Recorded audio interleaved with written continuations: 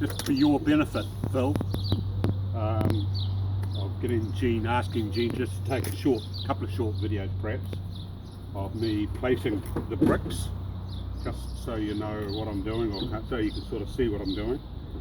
And you can see the consistency of the mud that I'm putting on here, and you can see that I'm buttering this end of the brick, the last brick I laid, buttering that with a bit of the mud as well, and then just smooth that out a little bit. Well, not actually smooth it out, but make a little trench there. Then take your next brick, take a look at it. I'll grab one of these ones, they're a better one. You'll see there's two sides. There's that side there, it's called the frog, and there's that side there, which is the bottom of the brick. So what I do is, after putting my plaster on there, I also slap some on the bottom side of the brick and butter that,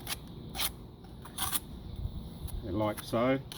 You can see the consistency of the plaster. That'll stick on there. If it's too thin it won't, and even if it's too thick it's liable to drop off as well. So the consistency is fairly important.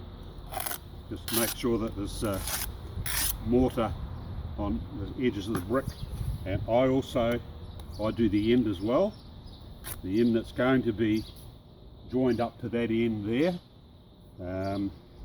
Doesn't matter if there's an excess of mortar on, because it'll squeeze out, and you'll see that I'll pick that mortar up as I set the brick in place.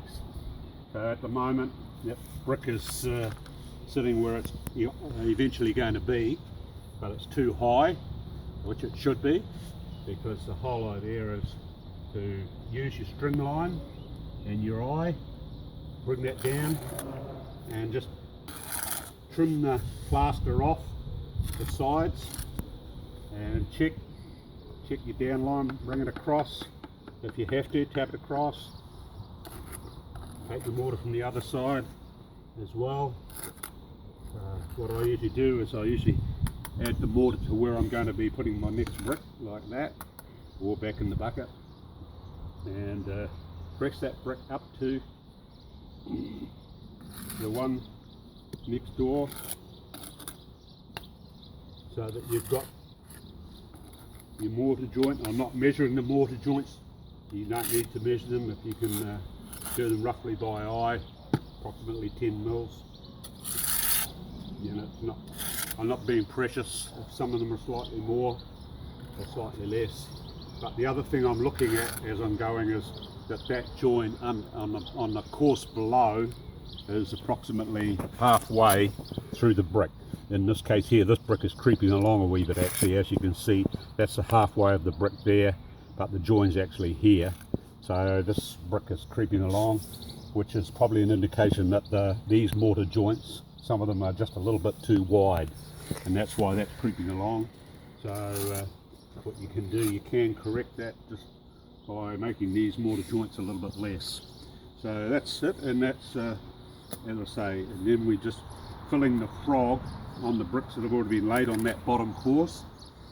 And I don't worry at all about this top join here, how rough that is, because obviously, as you can see, doesn't matter, because that's going to be filled with plaster anyway with your next course of bricks. So I just go along.